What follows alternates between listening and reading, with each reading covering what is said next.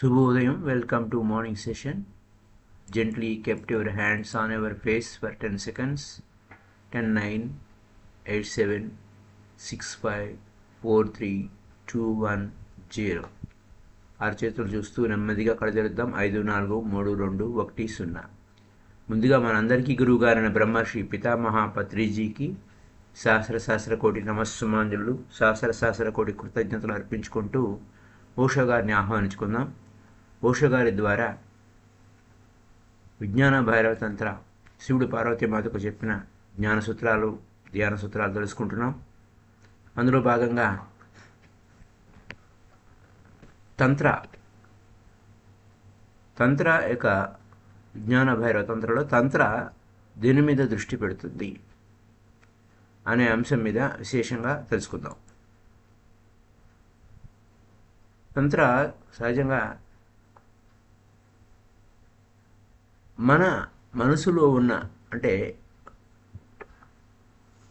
మనం ఎలాంటి వారము,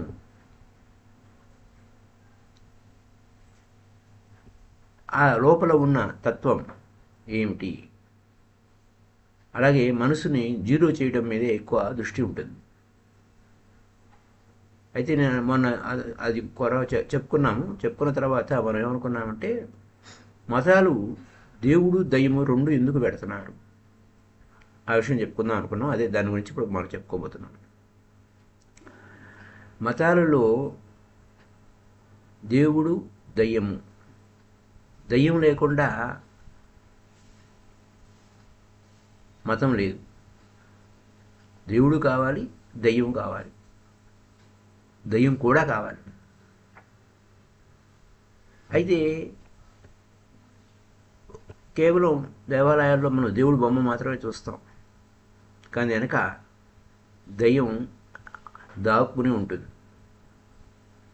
ఎందుకంటే దెయ్యం లేకుండా మతం లేదు. ఏమిటిబ్బా ఈ విషయం ఏంటి ఇలా అన్నారు ఓషో గారు, ఏమన్నారో చూద్దాం. ముందు నిందించాలి, ఫైట్ చేయాలి. నిందించాలి, ఫైట్ చేయాలి, నాశనం చేయాలి.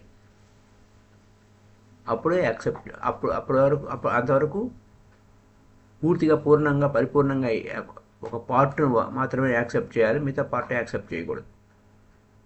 ఇది సూత్రం.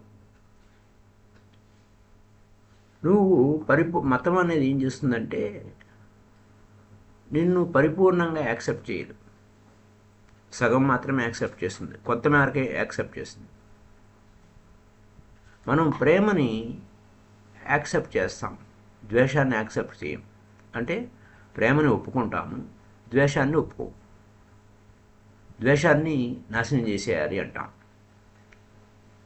ఇది చాలా లోతైన సమస్య. మనము ద్వేషాన్ని పూర్తిగా నాశనం చేస్తే ప్రేమ కూడా పూర్తిగా నాశనం అయిపోతుంది. ఎందుకంటే అవి రెండు కాదు. వాళ్ళు అంటారు మీరు మౌనాన్ని యాక్సెప్ట్ చేస్తున్నాము అంటారు. నీ కోపాన్ని యాక్సెప్ట్ చేయలేము, మౌనాన్ని యాక్సెప్ట్ చేస్తాము అని అంటారు. కానీ వాస్తవానికి అవి రెండు కాదు, అవి ఒకటే. They are not two. అలాగే నీ మౌనాన్ని ఒప్పుకుంటాము, నీ కోపాన్ని కాదు అంటారు. ఇది అంతే. నీ ప్రేమని యాక్సెప్ట్ చేస్తాము, ద్వేషాన్ని యాక్సెప్ట్ చేయము. అలాగే నీ మౌనాన్ని యాక్సెప్ట్ చేస్తాము, నీ కోపాన్ని యాక్సెప్ట్ చేయము. కోపాన్ని నాశనం చేసేయాలి, అదనమాట. ఎప్పుడైతే కోపాన్ని నాశనం చేశామో నీ యొక్క సజీవత్వం కూడా పోతుంది. నువ్వు మౌనంగా ఉన్నావు కానీ జీవించలేవు, ఒక డెడ్ పర్సన్ లాగా ఉన్నావు. సైలెన్స్ అనేది ఒక జీవితం కాదు. కంప్లీట్ సైలెన్స్ అంటే శ్మశాన నిశ్శబ్దం అంతే. మరణం అంటే పూర్తిగా అది. ఈ విధంగా మతాలు రెండుగా చీల్చేశాయి, దేవుడు దయ్యము. దేవుడు దయ్యమని రెండుగా చీల్చేసినాయి ప్రతిదాన్ని. దేవుణ్ణి ఒప్పుకుంటాము ఎవరికి వ్యతిరేకంగా? దయ్యానికి వ్యతిరేకంగా. ఆ దయ్యాన్ని నాశనం చేయాలి. ఎవరైనా నిజంగా ఫాలో అయితే, ఎప్పుడైతే దయ్యాన్ని నాశనం చేశామో దేవుడు కూడా నాశనం చేసినట్టే అవుతుంది, నిజంగా ఫాలో అయితే. కానీ మతాలను ఎవరు నిజంగా ఫాలో కారు. అలా అని చెప్తారు అంతే. కానీ ఆ టీచింగ్ కూడా అస్తవ్యస్తంగానే ఉంది. సో ఏం చేస్తున్నారయ్యా, ఎందుకు ఇలా చేస్తున్నారు? మోసపుచ్చుకుంటున్నారు. అదనమాట. ఈ యొక్క మోసపూరితమైన వ్యవహారమే జరుగుతుంది. అంతా కూడా కపటమే ఉంది. ఈ కపటమైన ప్రవృత్తితోనే మతాలు సృష్టింపబడ్డాయి.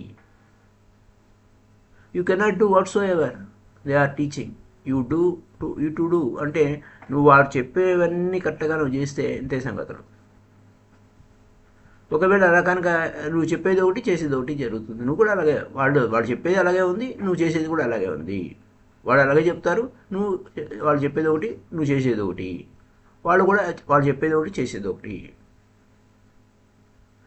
నువ్వు ఖచ్చితంగా ఫాలో అయితే నువ్వు చచ్చిపోతావు. నువ్వు ఫాలో కాకపోతే నువ్వు అపరాధ భావనకు లోనవుతావు. నువ్వు మతం సరిగ్గా ఫాలో కావట్లేదు. నువ్వు ఏం చెయ్యాలి? అని చేత అప్పుడేమవుతుంది, మైండ్ వచ్చేస్తుంది ఇక సర్వీస్ చేయడానికి. అది జితులు మారింది కదా, కన్నింగ్ మైండ్ అంతా లిప్ సర్వీస్ చేస్తుంది. నేను మిమ్మల్ని అనుసరిస్తున్నానండి అంటుంది. అది దానికి ఏది కావాలో అది చేసి పెడుతుంది. మనసు చేసే టక్కర పని. మీరు చెప్పినట్టు నేను చేస్తున్నానని అంటుంది, కానీ దానికి నచ్చినట్టు అది చేస్తుంది. నువ్వు యాంగర్, కోపం కంటిన్యూ చేస్తావు, నువ్వు కామ, క్రోధ, లోభ, మోహం, మదం, ఆశ్చర్యాలు ఏవైతే ఉన్నాయో అవి వద్దన్నారు కదా, అవన్నీ కంటిన్యూ అవుతూనే ఉంటాయి. పైకి మాత్రం అవి చెడ్డవి. కామ, క్రోధ, మద, మోహం, ఆశ్చర్యాలు అనేవి చెడ్డవి అని చెప్తూ ఉంటాయి, పాపము అని. ఇది కపటం అన్నమాట. ఇలా జరుగుతూ ఈ మోసం ఈ విధంగా జరుగుతుంది. కాబట్టి ఏ మనిషి కూడా నిజాయితీగా లేడు. ఎందుకంటే ఈ ఒక డివిజన్ కనుక తీసేస్తే ఈ మతాలన్నీ మాయమైపోతాయి. అయితే అక్కడ వాళ్ళు ఏం చెప్తారు, unless these dividing religions disappear no man can be honest. ఈ విధంగా భేదాలు ఇలా అది వేరు ఇది వేరు అని రెండుగా చీల్చే ఈ మతాలు మాయం కానంత వరకు మనిషి నిజాయితీగా ఉండలేడు. ఇది పరస్పర విరుద్ధమైన వ్యవహారాలు. కానీ ఒక పక్క ఏం చెప్తుంది, అన్ని మతాలు ఇదే పందాలో ఉన్నాయి, అన్ని మతాలు ఇవే పందాలో ఉన్నాయి. ఒక పక్క టీచింగ్ ఆనెస్టీ గురించి మాట్లాడుతూ ఉంటారు, కానీ అవినీతి మీదే పునాదులు వేస్తారు. పక్క నిన్ను గొప్ప అవినీతి పరుడుగా కూడా తయారు చేస్తారు. అసాధ్యమైన పనులు వాడు బోధిస్తూ చెప్తూ ఉంటారు, నువ్వు చేయలేవు అది. అంచేత నువ్వేం చేస్తావు, నువ్వు కూడా కపటిదారి వేస్తావు. తంత్ర అలా కాదు, నిన్ను ఉన్నదాన్ని ఉన్నట్టే యాక్సెప్ట్ చేస్తావు.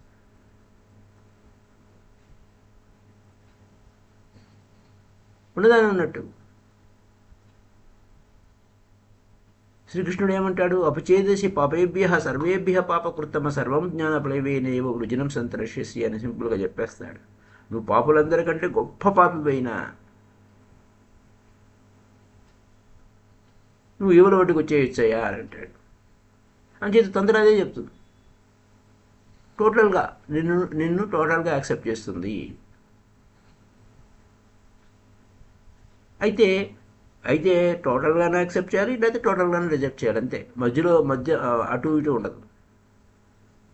మనిషి పరిపూర్ణుడు, అన్ని అవయవాలతో కూడినటువంటి వాడు. ఈ అవయవం మంచిది, ఎడమ చేయి మంచిది కాదు, కుడి చేయి మంచిది అంటే కుదరదు. రెండు చేతులు ఉండాల్సిందే, అలా డివైడ్ చేయడానికి లేదు. మనమే ఒప్పుకోము. అసలు చేతుల విషయంలోనే గొడవ పెట్టుకుంటూ ఉంటాం. ఆర్గానిక్గా చేతులన్నీ ఉండాలి. మరి ఎడమ చేయి మంచిది కాదు, ఎడమ చేయి తీసేస్తే కొత్త కుడి చేతులు అన్ని పనులు చేయలేం కదా, కాదు. ఆర్గానిక్గా ఫిజికల్గా ఒకటే అయినా మరి ఎందుకు ఈ రిజెక్షన్ తయారా వచ్చేస్తుంది. అయితే you accept your blood circulation but we do not accept the noise of your heart అని ఎవరైనా అన్నారు అనుకోండి, మీ రక్త ప్రసరణ జరగాలండి కానీ గుండె చప్పుడు ఉందే అది ఒప్పుకోవాలంటే అది ఎలా కుదురుద్ది? అది కంటిన్యూ బీట్ అవ్వాలి. So this continuous beating of your heart we do not accept అంటే మీనింగ్లెస్. బ్లడ్ సర్క్యులేషన్ ఒప్పుకుంటారా అని, ఓకే అది సైలెంట్ అనుకోండి, my blood circulation is through my heart and beating is basically related with blood circulation. Blood circulation రావాలంటే ఆ రక్త ప్రసరణ జరుగుతుంటేనే ఆ గుండె కొట్టుకుంటుంది. బ్లడ్ సర్క్యులేషన్ ఒప్పుకుంటావా, గుండె చప్పుడు వినడానికి వీల్లేదా, ఇలా ఉంటుందన్నమాట. అంటే పోలుస్తున్నారు, సాధ్యమయ్యే పని కాదు. అలాగే మతపరమైన ఈ నిబంధనలు అది ఇది అని అంటారు, అవన్నీ సాధ్యమయ్యే పనులు ఎక్కడా లేవు. అందుకోసం ఎవరు మతం పేరుతో ముసుగులు వేసుకోవడమే కానీ ఎవరు పూర్తిగా అక్కడ లేరు. అదనమాట. అయితే నువ్వు పూర్తిగానే యాక్సెప్ట్ చేయాలి, లేదంటే పూర్తిగానే రిజెక్ట్ చేయాలి తప్ప ఇక్కడ ఒకటి ఒకటి ఒకటి సరి ఒకటి సరి కాదు అని అంటే ఎలా కుదురుతుంది? అది మరి ఈ రక్త ప్రసరణ విషయము, గుండె కొట్టుకోవడం విషయంలోనే అసలు వ్యవహారం అంతండి. అంత బేసిక్ విషయాలలోనే మతపరంగా గందరగోళాలు ఉన్నాయి. ఓకే, ఇంకొక పాయింట్, ప్రేమ విషయం తీసుకుందాం. నువ్వు ప్రేమిస్తే ద్వేషిస్తావు, సహజంగా. అది ప్రేమ ద్వేషం రెండు పక్కపక్కనే ఉంటాయి. నువ్వు ప్రేమ వలన ఏమవుతుంది? దగ్గరికి వస్తావు. ద్వేషం వలన ఏమవుతుంది? దూరంగా పోతావు. అంతే. అట్రాక్షన్ అండ్ రిపల్షన్ అది ఒక అల లాంటిది. అలా ఉవ్వెత్తులు లెగుస్తుంది, పడుతుంది, మళ్ళీ లెగుస్తుంది, పడుతుంది, అంతే. అలలు అలాగే ఉంటాయి. ఈ యొక్క అట్రాక్షను రిపల్షను అంటే ఆకర్షణ వికర్షణ అనేవి రెండు విషయాలు కాదు, రెండు అలా ఒకటే. అలా ఒకటే పైకి లేస్తుంది, ఒకటి కింద పడుతుంది, మళ్ళీ పైకి లేస్తుంది, కింద పడుతుంది, అంతే. శ్వాస ఏంటి? ఉచ్ఛ్వాస నిశ్వాస. నువ్వు బ్రీత్ లోపలికి తీసుకుంటావు, నువ్వు బయటకు వదలనంటే ఎలా కుదురుద్ది? Breath out. బయటకు తీసుకెళ్ళావు, మళ్ళీ లోపలికి తీసుకోనంటే ఎలా చేయకపోతే అది ఎలా కుదురుతుంది? రెండు కలవాలి. ఉచ్ఛ్వాస నిశ్వాసం రెండు ఉండాలి. ఇది ఒకటి అంటే కుదరదు. ప్రేమ ద్వేషం రెండు ఉంటాయి నాయన. ప్రేమిస్తారు, ద్వేషిస్తారు. లేదు నాకు ప్రేమే కావాలి, ద్వేషం ఉండకూడదు అని అంటే కుదరదు. అక్కడ ద్వేషం కూడా ఉంటుంది, ప్రేమ ఉంటుంది, ద్వేషం ఉంటుంది. అలాగే ఉచ్ఛ్వాస ఉంటుంది, నిశ్వాస ఉంటుంది. ప్రేమ మరి ఉచ్ఛ్వాస నిశ్వాసాలతో పోలుస్తున్నారు. ఉచ్ఛ్వాస ఉంటే నిశ్వాస ఉండాలి, నిశ్వాస ఉంటే ఉచ్ఛ్వాస ఉండాలి, అంతే. బయటికి పోయిన గాలి లోపలికి రావాలి, లోపలికి పోయిన గాలి బయటికి రావాలి, అంతే. అలాగే ప్రేమ ఉంటుంది, ద్వేషం ఉంటుంది, రెండు ఉంటాయి. లేకుండా ఎక్కడ ఉంటాయి? తంత్ర ఉంటుంది. యాక్సెప్ట్ బాబు, రెండింటిని కంప్లీట్గా యాక్సెప్ట్ చేయాల్సిందే. ఆ ఉచ్ఛ్వాస నిశ్వాసాలు యాక్సెప్ట్ చేయకపోతే, లేదు నేను ఇలా ఉంటాను అలా ఉంటానంటే కుదరదు. నువ్వు కుదరదు. మనిషి సమగ్రమైన వాడు.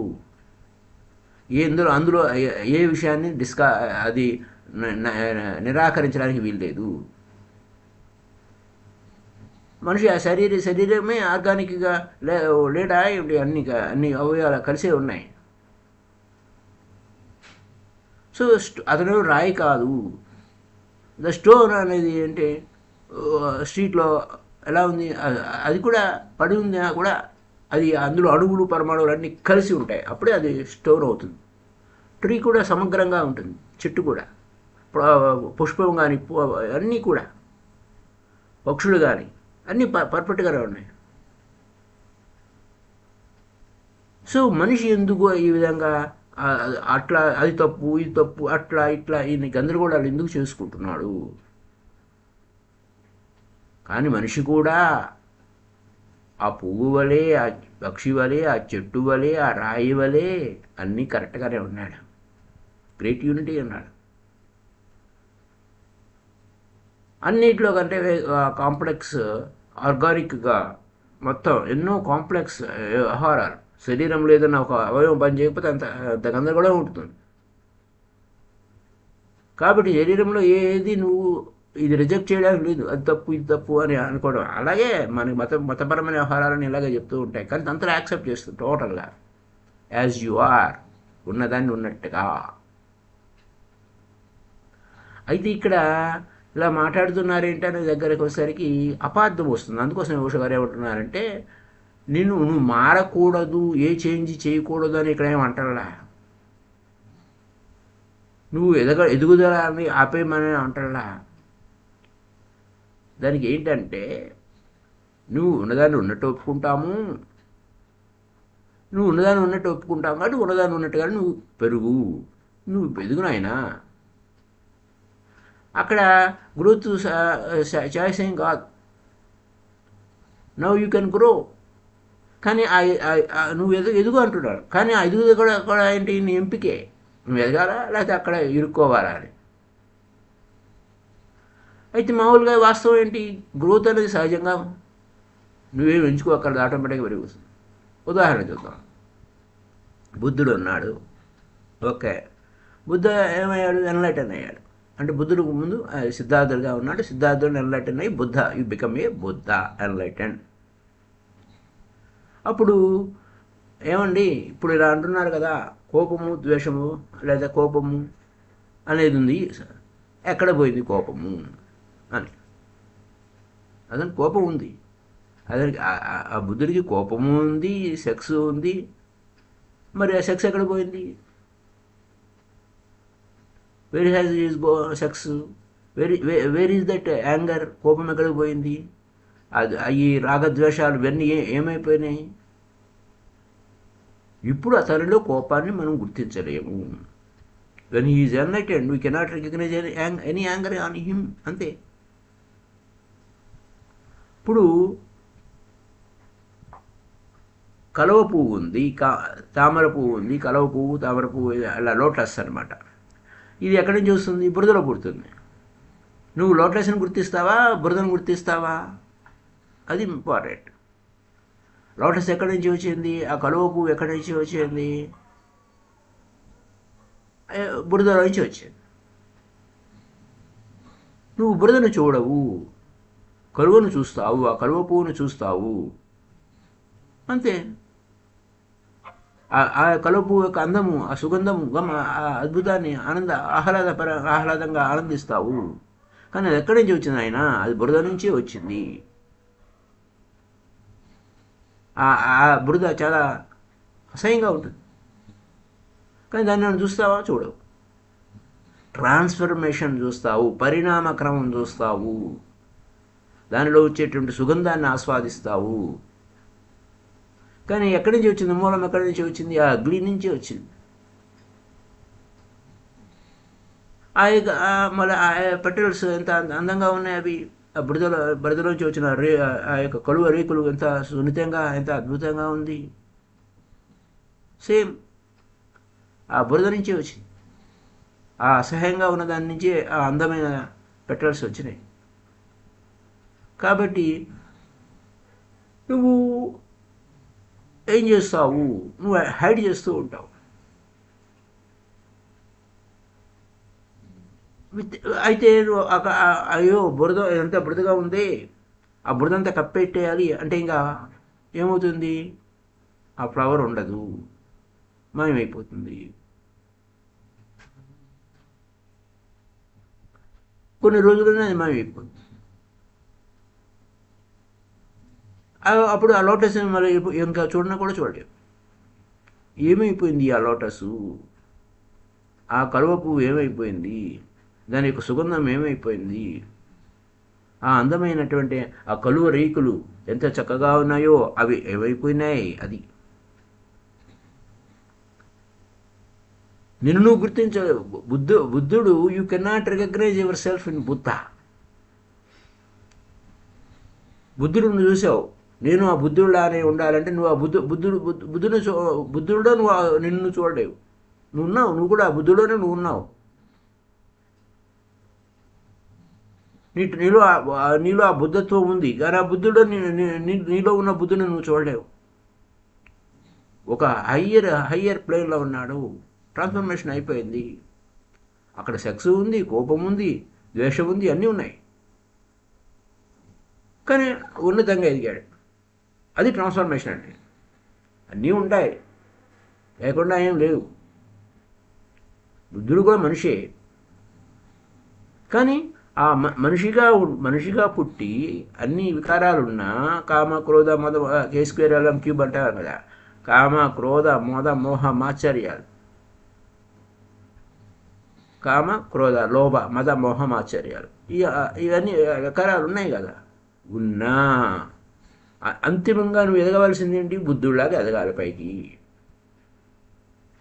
అది మరి ఆ యొక్క సహస్రదళ కమలం అంటాం కదా, ఆ కమల స్థాయికి నువ్వు ఎదగాలి. అప్పుడు నీలో ఉన్న బురదతో ఇంకేం పని? ఆ బురదలోడికి పట్టుకోవాలి. నువ్వు ఆ కమలం కావాలి, నువ్వు ఆ ట్రాన్స్ఫర్మేషన్ కావాలి. నువ్వు ఎక్కడి నుంచి వచ్చినా నువ్వు ఆ స్థితికి ఎదుగుతావు. అలా అక్కడ బురద లేదా అంటే బురద ఉంది. కానీ దాన్ని పట్టుకోవు. హయ్యర్గా ఉన్నదాన్ని, ఉన్నతంగా ఉన్నదాన్ని చూసుకుంటావు అంతే. అందుకోసం బుద్ధుడు ఇంకా Buddha you can feel neither hate not love, రెండింటిని అధిగమించాడు. ఇది ఇంకా బుద్ధుని ఇంకా ఆ విధంగా టోటల్ లవింగ్, నెవర్ హేటింగ్ అని అంటే అది నువ్వు గుర్తించలేవు. Because Buddha appears totally loving. ఎంత బాగున్నాడో ఆ బుద్ధుడు, ఎంత కాంతులు వెరజులు అవుతున్నాడో, కానీ నువ్వు ఆ హీటింగ్ని గుర్తించలేవు. ఎప్పుడు ఆయన అంతా మౌనస్థితిలో ఉన్నాడో లోపల ఆ కోపాన్ని దర్శించలేవు నువ్వు. అయితే నీ సైలెన్స్ ఆయన బుద్ధుడి సైలెన్స్కి డిఫరెన్స్ చాలా ఉంటుంది. రెండు ఒకటిగా. నువ్వు మౌనంగా ఉన్నావు, బుద్ధుడు మౌనంగా ఉన్నాడు. ఆ బుద్ధుడి మౌనం వేరు, నీ మౌనం వేరు. ఇది విషయం. బుద్ధుడి మౌనం వేరు, నీ మౌనం వేరు. మరి ఎందుకు ఆ బుద్ధుడి మౌనము నీ మౌనము ఎందుకు ఆ విధంగా ఉంది, తేడా ఎందుకు ఉంది? ఇది ఈ యొక్క పాయింట్ మనం పట్టుకోవాలి. నీ మౌనం వేరు, బుద్ధుడి మౌనం వేరు. ఎలా అయింది? What is your silence? అప్పుడు ఐన్స్టీన్ ఉన్నాడు. ఆయన ఏమన్నాడు? అవర్ పీస్, మన శాంతిగా ఉండాలి, is nothing but A preparation for war. అది గందరగోళం. మనం మౌనంగా ఉన్నా అంటే యుద్ధం చేయడానికి రెడీ అవుతున్నాం. మౌనంగా ఉన్నాం కానీ యుద్ధానికి రెడీ అవుతున్నాము. అంటే ఈ మౌనం ఏంటి? రెండు యుద్ధాల మధ్య ఉన్న విరామము. అది దాని పేరు శాంతి అంటున్నాము. శాంతియుత వాతావరణం ఏర్పడింది. రెండు దేశాల మధ్య కొట్లాట నుంచి శాంతియుత వాతావరణం ఏర్పడింది. శాంతి అనేది విరామం అంతే. రెండు యుద్ధాల మధ్య విరామం. It's nothing but cold war. సైలెంట్గా జరుగుతుంది లోపల ప్రిపరేషన్. ఇక్కడ ఏంటి? హాట్ వారు, కోల్డ్ వారు రెండు ఉన్నాయి. వేడివేడిగా అంటే ఒకటి చంపుకోవడం వేడిగా ఉంటుంది, లోపల ప్రిపరేషను కోల్డ్గా ఉంటుంది. Second world war. ఆ సెకండ్ వరల్డ్ వార్ తర్వాత ఏమైంది? Russia, America cold war begin చేసినాయి. అంటే ఇంకా ఎప్పుడు ఒకరి మీద ఒకటి చేసుకోవాలా అని ప్రిపరేషన్ చేసుకున్నారు. మళ్ళీ మూడో వారు వస్తే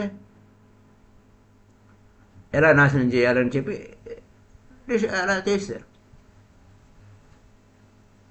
అలాగే సైలెన్స్ అనేది అలాగే ప్రిపరేషన్. రెండు కోపాల మధ్య ఉన్న ప్రిపరేషన్. బ్రహ్మచర్యం అంటే ఇది కూడా అలాంటిది. ఇప్పుడు కోపం అంటాము, ఎనర్జీ వేస్ట్, కానీ కొంత టైం కావాలి నీకు. మళ్ళీ ఇంకోసారి కోపం రావాలంటే ఇమ్మీడియట్గా వచ్చేస్తుంది కోపం. అలాగే సెక్స్ కూడా అంతే, కొంత టైం తీసుకుంటాం. ఆ గ్యాప్ ఇన్ పీరియడ్ బ్రహ్మచర్యం అంటాం. ఆ 2 రోజులు 3 రోజులు ఆ బ్రహ్మచర్యం అని నీ దాన్ని బట్టి నీ ఏజ్ని బట్టి మీద కూడా ఆధారపడి ఉంటుంది. కానీ బ్రహ్మచర్యం నిజమైన బ్రహ్మచర్యం కాదు. నువ్వు ప్రిపేర్ అవుతున్నావు నాయన. మళ్ళీ అది అంటే రెండు యుద్ధాల మధ్య శాంతి అని ఎలా అంటున్నావో ఇట్లాగే యాక్ట్ కూడా అంతే, బ్రహ్మచర్యం కూడా అంతే. రెండు సెక్స్ల మధ్య బ్రహ్మచర్యము. సో అలాగే ఇంకేమంటావు? Between 2 meals. పొద్దున ఎప్పుడో తిన్నాను, మళ్ళీ ఇంకొకసారి భోజనం చేయాలి. అదే పొద్దున ఎప్పుడు తిన్నాను, ఆకలి వేస్తుంది అంటే మధ్యలో ఫాస్టింగ్, బ్రేక్ఫాస్ట్ అంటాం. ఇది కరెక్ట్. పొద్దున ఎప్పుడో తిన్నావు, సాయంత్రం తింటాం కాదు, బ్రేక్ఫాస్ట్ అన్నావు అనుకోండి. ఎప్పుడో సాయంత్రం ఎప్పుడో తిన్నావు, రాత్రి అంతా ఫాస్టింగే ఉన్నావు. రాత్రి తింటాం ఏమిటి, తినాం కదా, ఫాస్టింగ్గా ఉన్నాము. ఆ బ్రేక్ఫాస్ట్. ఫాస్ట్ ఎక్కండి, యు ఆర్ జస్ట్ ప్రిపేరింగ్. మళ్ళీ తిరిగి తినడానికి ప్రిపేర్ అవుతున్నావు అంతే. అది అయితే నువ్వు కంటిన్యూగా లోపలికి తోస్తూ ఉండవు కదా, తింటూ ఉండవు, కంటిన్యూగా తింటూనే ఉంటావు, తినవు కదా, కానీ గ్యాప్ ఇవ్వాలి. అది ఆ gap is nothing but fast, అంటే ఉపవాసము. అది ప్రిపరేషన్ ఫర్ ఇంకో మీల్ కోసం, అంతేగాని అది ఫాస్టింగ్ ఏం కాదు. నువ్వు తింటావు, తింటకుండా ఉంటావు ఏమిటి అది. అలాగే మౌనం కూడా అంతే, రెండు కోపాల మధ్య విరామం. యుద్ధము అంతే, రెండు శాంతి అంతే, ఆ రెండు యుద్ధాల మధ్య శాంతి, పీస్.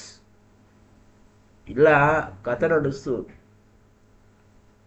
రెండు టెన్షన్ రెండు ఎలా ఉంది, always between two peaks of tension. ఎంతో టెన్షన్ పడేది, మధ్యలో పవిత్రమైపోయారు. ఈ విధమైన వ్యవహారం. ఆ సైలెన్స్ ఏంటి, రెండు కోపాల మధ్య. అలాగే బ్రహ్మచర్యం అంటే ఇది. నువ్వు ఈజీగా ఉన్నావు, ప్రశాంతంగా ఉన్నావు అంటే ఇంకో టెన్షన్కి మధ్యలో నువ్వు కొంచెం ఈజీగా సుఖంగా ఉన్నావు, ప్రశాంతంగా ఉన్నావు. అలాగే ప్రేమ అనుకోండి, రెండు ద్వేషాల మధ్య ప్రేమ. ఇది గుర్తుపెట్టుకోవాల్సిన విషయం. ఇదే నడుస్తున్న కథ. అలాగే బుద్ధుని యొక్క మౌనము నీ మౌనం ఒకటి కాదు. నువ్వు ఆయన మౌనంగా ఉన్నాను, నేను మౌనంగా ఉన్నానంటే అది ఒకటి కాదు. నీ కోపం మాయమైపోయిందా అంటే నీ మౌనం కూడా మాయమైపోతుంది. రెండు కలిసే ఉన్నాయి. ఈ రెండింటిని అధిగమించాడు ఆయన. బుద్ధుడు రెండింటిని అధిగమించాడు.